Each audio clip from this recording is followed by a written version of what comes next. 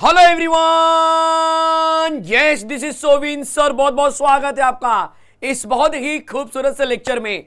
बात होने वाली है हमारा जो चैप्टर नंबर 2 चल रहा है सोल्यूशन, इसके लेक्चर नंबर 4 की इंपॉर्टेंट क्वेश्चन की सीरीज हमारी जारी है। आरंभ बैच के अंदर एक एक कंसेप्ट को बच्चा निचोड़ कर आपके सामने रखा जा रहा है। बहुत ही कम समय में बहुत सारा कंटेंट आपको दिया जा रहा है। आज क्या लेने वाले हैं? लास्ट लेक्चर में हमने कॉलिगेटिव प्रॉपर्टी के बारे में बात की थी। आज हम फर्स्ट कॉलिगेटिव प्रॉपर्टी को पूरी तरह से यहां पे खत्म करने वाले हैं। क्या है first colligative property? That is vapour pressure lowering. तो चलिए तैयार हो जाइए, क्योंकि वेपर प्रेशर लोअरिंग में आपको दिखाऊंगा कि भाई वेपर प्रेशर लोअरिंग बोलते किसको है, वेपर प्रेशर लोअरिंग एक्चुअल में कॉलिगेटिव प्रॉपर्टी हुआ कैसे, और वेपर प्रेशर लोअरिंग में और कुछ हम बात करेंगे यार सॉल्यूट सॉल्वेंट की सॉल्यूशन की कि किसका वेपर प्रेशर ज्यादा होता है किसका कम होता है, और इसी के साथ में लास्ट कंटेंट आएगा रिलेटिव वेपर प्रेशर और उसके मोलर मास के रिलेशन के बारे में। तो चलिए शुरू करते हैं, बहुत मजा आने वाला है इस पर्टिकुलर सेशन में। चैप्टर का नाम है सोल्यूशन और कंटेंट हम लेने वाले हैं वेपर प्रेशर लोअरिंग। पहले समझ लेते हैं तो ताकि आपको चीजें एकदम आसान लगे। तो भाई जब मैं बोलता हूं वेपर प्रेशर लोअरिंग तो एग्जैक्टली मैं किसकी बात कर रहा हूं? वेपर प्रेशर लोअरिंग, देखो ये चीज को समझना पड़ेगा। जब मैं बोलता हूं वेपर प्रेशर लोअरिंग तो हमारे दिमाग में आना चाहिए हमारे पास दो तरह के कंपोनेंट हैं। मैंने दो बीकर लिया और एक बीकर में बच्चा मैंने सॉल्वेंट डाल दिया, प्योर सॉल्वेंट है, ये सिर्फ सॉल्वेंट है, मतलब पानी पानी पानी। तो यहां पर जो पार्टिकल्स होंगे वो सिर्फ पानी के पार्टिकल्स हैं, ये इस तरह से सिर्फ प्योरली पानी के पार्टिकल्स हैं। तो ये हमारा हो गया सॉल्वेंट, इसको हम बोलेंगे भाई ये प्योर सॉल्वेंट है। और दूसरा मैंने ले लिया, मतलब मैंने लिया है पानी बट इसमें मैंने शक्कर मिला दिया है। शक्कर क्यों मिला रहे हैं सर, नमक क्यों नहीं मिला रहे हैं? क्योंकि हमको लेना होता है non electrolyte non ionisable component, और ऑफ कोर्स नॉन वोलाटाइल भी। नॉन वोलाटाइल मतलब जो आसानी से गैस ना बने। शक्कर आसानी से गैस नहीं बनता है, नॉन वोलाटाइल हो गया। नॉन इलेक्ट्रोलाइट जो डिसॉल्व होता है लेकिन आयन नहीं बनाएगा, मतलब वो आयन नहीं बनाना चाहिए, तो शक्कर आयन नहीं बनाता है, सॉल्ट आयन बना देते हैं, इसलिए हम उनको यहाँ पे नहीं लेने वाले। तो यहाँ पर बच्चा ये समझ लो कि आपको ये पानी है लेकिन बीच में शक्कर आएगा, पानी है लेकिन बीच में शक्कर आ जाएगा, पानी है लेकिन बीच में शक्कर के पार्टिकल आ गए। शक्कर के पार्टिकल को भी हम दिखा देते हैं, इस तरह से शक्कर का पार्टिकल आ गया, ठीक है। तो ये पानी शक्कर का पार्टिकल, पानी शक्कर का पार्टिकल, शुगर मतलब, ठीक है। तो ये इस तरह से होने वाला है। अब वेपर प्रेशर लोअरिंग में हमको ये बोला जा रहा है कि भाई इसको अगर मैं हीट करूं, सेम अमाउंट ऑफ हीट अगर मैं सप्लाई करता हूं, सेम अमाउंट ऑफ हीट अगर मैं सप्लाई करूंगा, सेम अमाउंट ऑफ हीट अगर मैं सप्लाई करूंगा, तो यहां पर ये पानी का सरफेस है, देखो ऊपर पूरा क्या है बच्चा, पानी है। पानी क्या होता है, इजीली गैस बनता है, तो पानी क्या बन जाएगा हमारा, गैस बन जाएगा। गैस बन के क्या रिलीज करेगा, प्रेशर। और ये सॉल्वेंट है मतलब प्योर है, तो ये P1 नॉट रिलीज करेगा। जबकि यहाँ पे पानी सरफेस पे कम है, तो यहाँ पर जो प्रेशर आएगा उसको हम बोलेंगे P1। ये सॉल्यूशन का है, ये जो कंपोनेंट है बच्चा वो सॉल्यूशन के लिए है। इतना समझ में आया? तो आपको ये एक और आंसर समझ में आ गया कि why solution having less vapour pressure than solvent. क्योंकि सॉल्यूशन के केस में क्या होता है कि ऊपर जो सरफेस होता है बच्चा उस पे प्योरली सॉल्वेंट नहीं होता है, बल्कि उसमें सॉल्यूट मॉलिक्यूल ने सॉल्वेंट को रिप्लेस कर दिया। मतलब शक्कर आया, पानी को बोला भाई तू बाजू में हट, तेरी जगह पे मैं आने वाला हूं, और शक्कर आके बैठ गया। अब शक्कर है क्या, नॉन वोलेटाइल, गैस तो बनाता नहीं है। सर गैस नहीं बनाता तो किसका मतलब, इसका मतलब वो गैस बनेगा नहीं, तो वेपर प्रेशर क्रिएट करेगा नहीं। तो ये स्टोरी हो गई। अब फिलहाल किसका वेपर प्रेशर ज्यादा है, तो आप बोलेंगे सर P1 नॉट का वेपर प्रेशर ज्यादा है, P1 का कम है। बस यहीं से कंसेप्ट शुरू हो गया कि भाई अगर ये ज्यादा है ये कम है तो इसका डिफरेंस निकाल लो।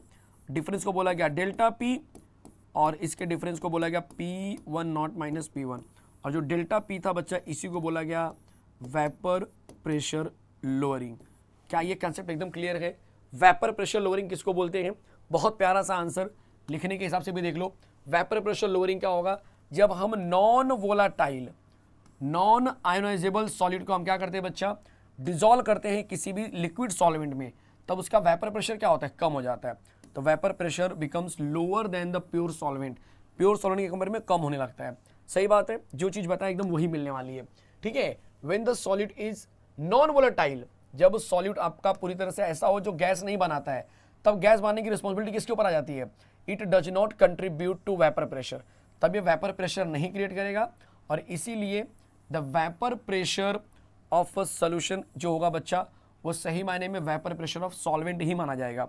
मतलब कि शक्कर प्रेजेंट है लेकिन कोई गैस नहीं बना रहा है, तो पूरी तरह से पानी के ऊपर ही डिपेंड होने वाले हम लोग, ठीक है। अब ऐसे केसेस में मुझे पता है कि P1 नॉट जो होता है वो vapour pressure of pure solvent होगा, और जो सिर्फ P1 है वो vapour pressure of solvent above the solution होगा, मतलब कि सोल्यूशन का वेपर प्रेशर है। तो P1 स्मॉलर है, P1 नॉट बड़ा है, इसलिए वेपर प्रेशर लोअरिंग हमारा आंसर बन जाएगा इस तरह से। वेपर प्रेशर लोअरिंग हमारा आंसर आ गया, डेल्टा P वाला आंसर आ गया। देखो ये हमारा आंसर आ गया। कोई दिक्कत, कोई डाउट चेक कर बच्चा। Delta P equal to P1 naught minus P1, ये आ गया वेपर प्रेशर लोअरिंग। कोई कंफ्यूजन है किसी को? अब क्वेश्चन निकलता है कि वाई, मैंने बोला था एक और आंसर हमने पढ़ लिया, why the vapour pressure of solution containing non volatile solid is lower than that of solvent. तो भाई वेपर प्रेशर सोल्यूशन का कम होता है, सॉल्वेंट का ज्यादा होता है। ऐसा क्यों? क्योंकि हमने अभी पीछे बताया, क्योंकि बच्चा जो सरफेस एरिया होता है ना बीकर का, वो हमने सेम रखा हुआ है। तो ये अगर आप एरिया देखेंगे, ये एरिया, ये दोनों बीकर के लिए हमने क्या किया, सेम रखा हुआ है, बट उसमें जो पार्टिकल्स रेडी हैं, जो पार्टिकल्स रेडी हैं वेपर बनने के लिए, उनकी संख्या अलग अलग है, उनका अमाउंट अलग अलग है। जैसे कि यहाँ पर अगर मैं रफली बताऊं कि भाई यहाँ पर 4 बंदे ऐसे हैं जो पार्टिकल्स बनाएंगे, साथ 5वां भी बनाएगा, लेकिन यहाँ पर सिर्फ 3 बंदे ही हैं जो पार्टिकल्स बनाएंगे, जो गैस बनाएंगे।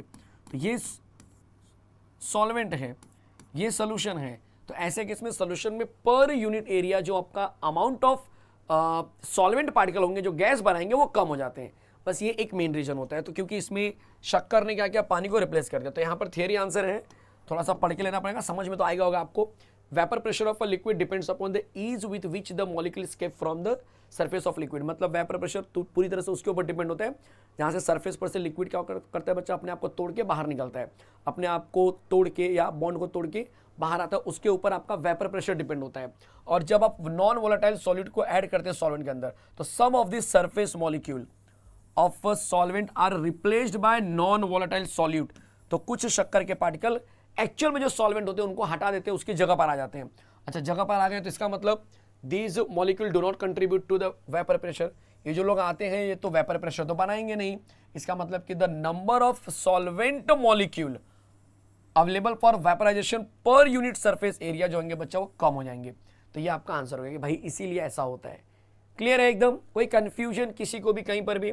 मजा आ गया होगा। बस as a result solvent molecule at the surface of a solution vaporise at slower rate. इसीलिए सॉल्यूशन के अंदर जो सॉल्वेंट अवेलेबल होता है वो कम रेट से गैस बनाते हैं, और वही सॉल्वेंट के लिए जो रेट रहेगा वो बहुत तेज रहेगा, बिकॉज बहुत सारे पार्टिकल्स अवेलेबल रहेंगे वेपर बनने के लिए। अब अगला क्वेश्चन आपके लिए आ रहा है कि भाई vapour pressure lowering qualitative property कैसे हो गया? तो जरा ध्यान से देखना, एकदम नसों में बैठ जाएगा concept. Show that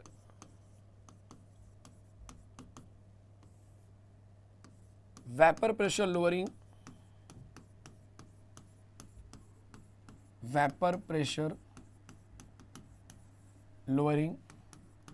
is a colligative property. हमने बोला तो है पहले से ही कि भाई ये कॉलिगेटिव प्रॉपर्टी होती है, बट हमको यहाँ पे प्रूफ करना है। तो चलिए शुरू करते हैं। कैसे प्रूफ करेंगे? What will be the answer for that? मतलब इस क्वेश्चन का आंसर कहाँ से लिखेंगे? तो हम बोलने वाले हैं कि मैं एक कंडीशन लेने वाला हूँ कि मतलब मान के चलो, consider a solution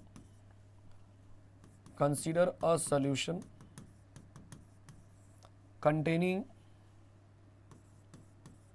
non-volatile, non-ionizable solute is added to a solvent.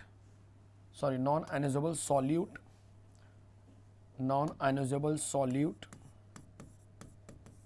is added to the solvent.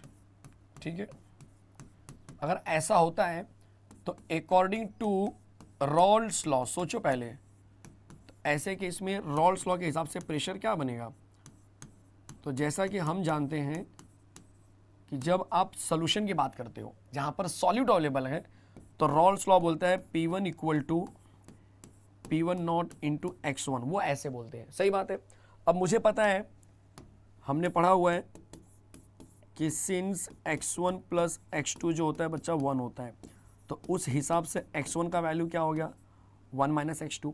अब ये इंफॉर्मेशन ऊपर वाले में डाल दो, तो भाई ऊपर डालने पे क्या बन जाएगा ये जरा बोलो। ऊपर डालने पे ये बन जाएगा P1 equal to P1 not, bracket के अंदर आएगा 1 माइनस x2, ब्रैकेट ओपन किया, P1 naught minus P1 naught into x2, ये आ गया P1। कोई डाउट है किसी को?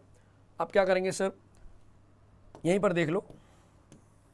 अब बच्चा मेरे पास एक ऑप्शन है कि मैं थोड़ा सा मैथमेटिकल जरा इसको रोटेट करने वाला हूँ। कैसे रोटेट करेंगे जरा वो देख लो। अगर मैं इसको इस तरह से यूज़ करता हूँ कि मैं ये वाला जो पूरा पोर्शन है, देखो ध्यान से समझना है पहले, ये पूरा पोर्शन जो कि माइनस है, अगर उसको मैं यहाँ ले लूँगा तो वो प्लस बन जाएगा, और इसको अगर यहाँ ले लूँगा तो ये माइनस बन जाएगा।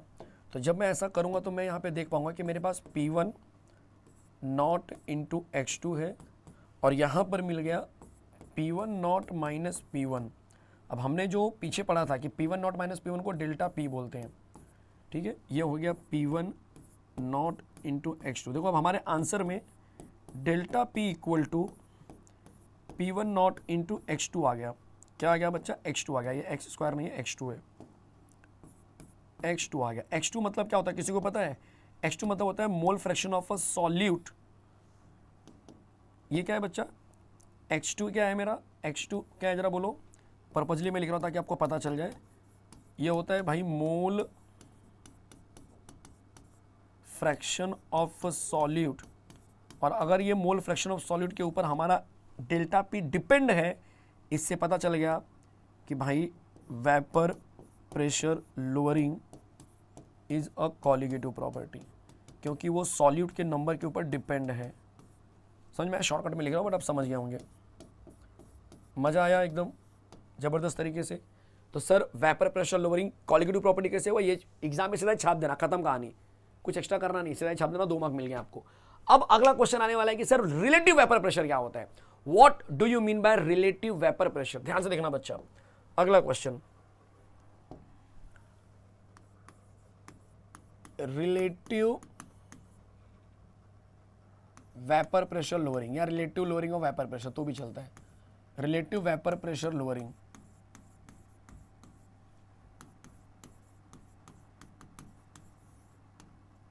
क्या होता है रिलेटिव वेपर प्रेशर लोअरिंग? तो मैं चाहूंगा कि पहले मैथमेटिकली आपको दिखाता हूं।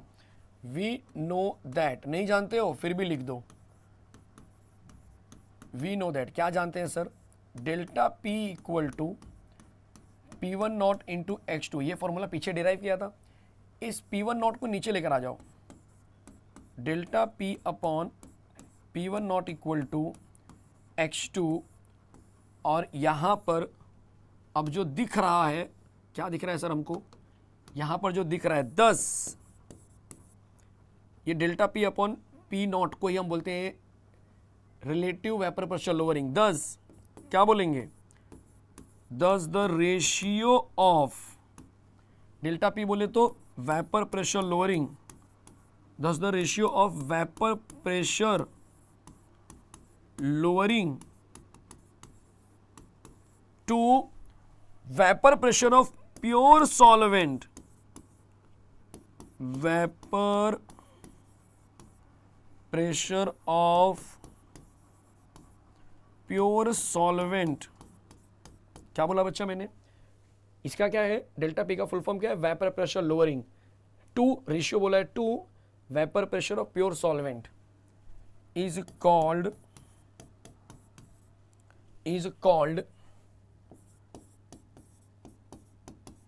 Relative vapour pressure lowering, vapour pressure lowering. मजा आया बच्चा? मजा आया? छोटा सा आंसर है। अब इसके बाद आता है लास्ट कंटेंट कि भाई वेपर प्रेशर और मोलार मास का क्या सीन है सर? ऐसा सुनने में तो बहुत आता है कि भाई रिलेशन है, कुछ तो रिलेशन है, क्या है? तो अगला जो टॉपिक निकलेगा कि भाई रिलेटिव वेपर प्रेशर जो है, जो रिलेटिव वेपर प्रेशर है, ठीक है, या वेपर प्रेशर लोअरिंग जो है, मोलार मास, ये टाइटल देख लो आप, molar mass of solute and vapour pressure lowering. Vapour pressure lowering का क्या रिलेशन है, क्या फॉर्मूला डिराइव करेंगे? वेपर प्रेशर लोअरिंग का क्या रिलेशन निकल कर आने वाला है, यही क्वेश्चन है भाई। ध्यान से देखना जरा, मजा आएगा, गारंटी दे रहा हूं। इंटरेस्टिंग कंसेप्ट है। शुरुआत कहां से करेंगे? अगेन वी नो दैट, नहीं जानते हो फिर भी करो। वी नो दैट क्या जानते हैं सर? हम यही जानते हैं कि भाई delta P upon P1 not जो है वो X2 के बराबर है, इक्वेशन नंबर 1 चलेगा। सिंस जो X2 है वो N1 अपॉन जो X2 है वो N2 upon N1 plus N2 के बराबर होता है। Class 11 chapter number 2 mole fraction का फॉर्मूला है, जिसका भी मोल फ्रैक्शन लेंगे उसका मोल डिवाइड बाय सोल्यूशन का मोल, ऐसा होता है, ठीक है। बट इस केस में कहानी है कि सोल्यूशन के अंदर N1 प्लस N2 दोनों है।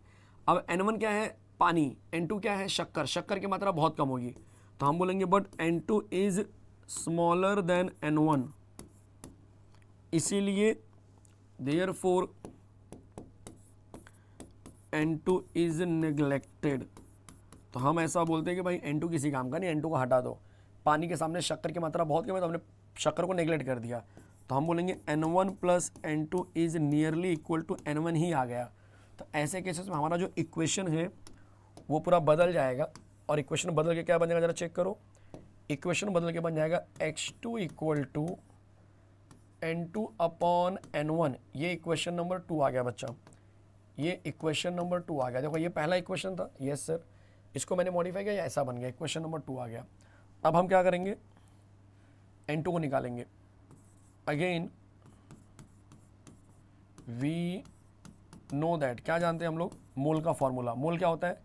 Mass upon molar mass. वैसे ही N1 का भी आंसर आएगा मास अपॉन मोलार मास।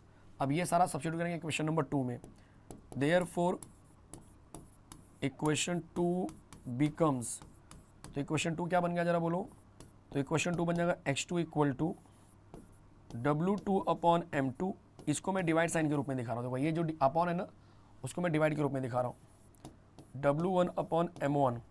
अगर मैं इसको थोड़ा सा सॉल्व करता हूँ तो मैं देख पाऊंगा कि भाई X2 equal to W1 upon M1 into, sorry W2 है ना, पहले W2 है शायद से, जरा देखो तो, हाँ W2 है।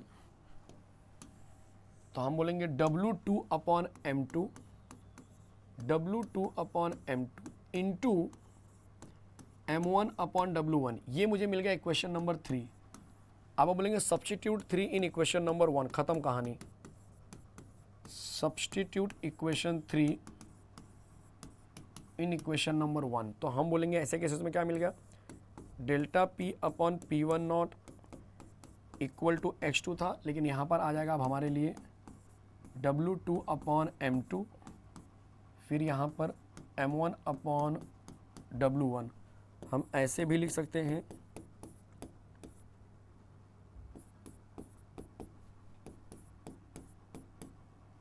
ठीक है, किसी भी तरीके से क्वेश्चन आ सकता है।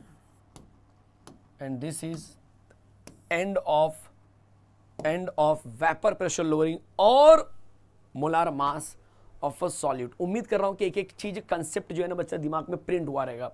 फिर से एक बार ये डेरिवेशन दिखाना चाहूंगा। पहले हमने बोला कि भाई जो हम जानते हैं delta P upon P1 naught 0, P1 naught equal to X2। X2 का फॉर्मूला क्या होता है सर? ये मोल फ्रैक्शन है बच्चा। बहुत सारे बच्चे लोग को सर ये रहेगा कि मुझे तो पता ही नहीं है क्या होता है। इसको मोल फ्रैक्शन बोलते हैं। मोल फ्रैक्शन का एक पैटर्न होता है कि जब भी आप मोल फ्रैक्शन की बात करें, जैसे X1 निकालना है तो X1 का फॉर्मूला होगा N1 upon N1 plus N2। अगर X2 निकालना है तो N2 upon N1 plus N2, ठीक है। जिसका मोल फ्रैक्शन निकालेंगे वो ऊपर जाएगा उसका मोल। और ये सोल्यूशन में N2 शक्कर की मात्रा कम होगी, इसलिए उसको बोला बहुत कम है, तो उसको नेगलेक्ट कर दिया। तो N1 प्लस N2 अगर ये 0 हो गया तो लगभग N1 ही आ गया। अब ये मैंने ऊपर वाले में डाल दिया, ये मैंने इसमें डाल दिया। जब मैंने इसमें डाला तो ये मेरा इक्वेशन ऐसा बन गया, इक्वेशन 2। बाद में ये भी याद रखना मोल का फॉर्मूला। बहुत से लोग ऐसा कि सर ये क्लास 11 चैप्टर नंबर 1 है, नहीं पता तो यहाँ देखो जरा, यहाँ देख बच्चा, ये बचपन में पढ़ाया था। मोल मतलब मास अपॉन मोलार मास। अब एक डाउट क्या होगा कि सर मास को किससे दिखाते हैं, मोलार मास को किससे दिखाते हैं। ये रफ वर्क बता रहा हूँ, ध्यान से देखना जरा। W1 का मतलब होता है मास ऑफ सॉल्वेंट, ठीक है। W2 क्या है सर, तो इसको बोलते हैं मास ऑफ सॉल्यूट, याद रहेगा ये दो चीज। वैसे ही M मतलब होता है मोलार मास। 1 और 2 समझ गए होंगे, 1 मतलब सॉल्वेंट, 2 मतलब सॉल्यूट, ठीक है। तो ये अपने दिमाग में सेट कर लो। यहाँ पर वही हुआ, 2 मतलब सॉल्यूट तो mass upon molar mass, W2 upon M2। N1 मतलब मोल ऑफ अ सॉल्वेंट, तो सॉल्वेंट के लिए W1 अपॉन M1। ये ऊपर पुटअप क्या आंसर आ गया, खत्म कहानी। सब्स्टिट्यूट करना है, सिर्फ प्योरली सब्स्टिट्यूट चालू है बच्चा। यहाँ पर सब्स्टिट्यूट क्या, ये आ गया, फिर इस x2 को उठा गया, इक्वेशन 1 में डाल दिया, मुझे ये मिल गया, फाइनली आंसर मिल गया, रिलेशन। अब यहाँ पर M2 पूछेंगे तो M2 यही रखने का, बाकी को घुमा देने का, जैसा घुमाना है वैसा घुमा दो, ठीक है। तो इस लेक्चर को यहीं पर मैं स्टॉप कर रहा हूं, इस उम्मीद में कि आपको एक एक चीज दिमाग की नसों में बैठी होगी। अगर आपको वीडियो पसंद आ रही है तो यार चैनल को सब्सक्राइब करना मत भूलो, अपने दोस्तों मित्रों यारों को बताओ इस चैनल के बारे में। बहुत डेडिकेटेड तरीके से हम आपके लिए मेहनत कर रहे हैं। बोर्ड एग्जाम में आपको पता चला होगा कि बोर्ड एग्जाम में अब बच्चा कैमरे की रिकॉर्डिंग होने वाली है, मतलब कि जो क्लासरूम में आप बैठेंगे कैमरे के थ्रू उसकी रिकॉर्डिंग होगी। और अगर कभी इन केस कभी ऐसा नौबत आ गया कि भाई कहीं पर कुछ चीटिंग हो रही है या किसी सेंटर पर कुछ अनवांटेड एक्टिविटी हो रही है, तो ऐसे केसेस में बोर्ड डिमांड करेगा उन सेंटर से कि भाई आप जो है अपने सेंटर की रिकॉर्डिंग हमें भेजिए, ताकि हम पता करें कि एग्जैक्टली क्या हुआ है। तो फिर वहाँ के बच्चे अननेसेसरी अफेक्ट होंगे, शायद उसमें आप शामिल नहीं होंगे, लेकिन ऐसा हो सकता है कि किसी और की वजह से ये नौबत देखने के लिए आ सकती है। इसीलिए किसी भी कीमत पर चीटिंग पर बच्चा भरोसा मत करना। कोई अगर बोले भी तो कि नहीं नहीं हो जाएगा, कर देंगे, ऐसा है वैसा है, प्लीज़ आप पढ़ाई पर ध्यान देना। पढ़ाई एकमात्र जरिया जिसके थ्रू आप आगे बढ़ सकते हैं, और हॉनेस्टी अपने अंदर जरूर रखना। मिलते हैं ऐसे खूबसूरत से सेशन में, तब तक के लिए जय हिंद, जय हिंद, जय महाराष्ट्र।